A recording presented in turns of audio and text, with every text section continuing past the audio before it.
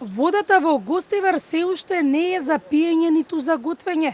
Според добиените резултати, за гостиварци нема позитивни вести. Резидуелната бактерија се уште е присутна во гостиварскиот водовод, потврди првиот човек на Дирекцијата за заштита и спасување, Стојанче Ангелов. Се уште имаме присуство на бактерии. Тие не се толку опасни како оние првите бактерии, фекалните бактерии кои што беа откриени на почетокот на оваа криза, но се уште водата не е подобна за користење за пиење и за готвење.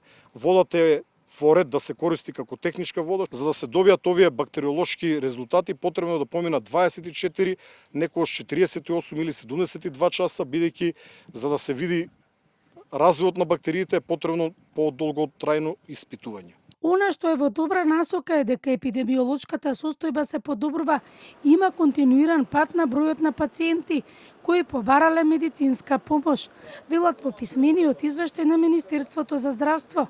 Во текот на вчерашниот ден биле извршени 36 прегледи во здравствениот дом Гостивар, што е за 37 пати помалку од претходниот ден.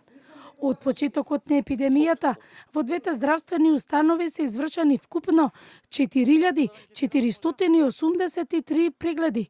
Доставени се 1014 формални пријави за заразна болест, а обработени се 706 нови епидемиолошки анкети, со што е постигната покриеност од 70%, велат од Министерството за здравство.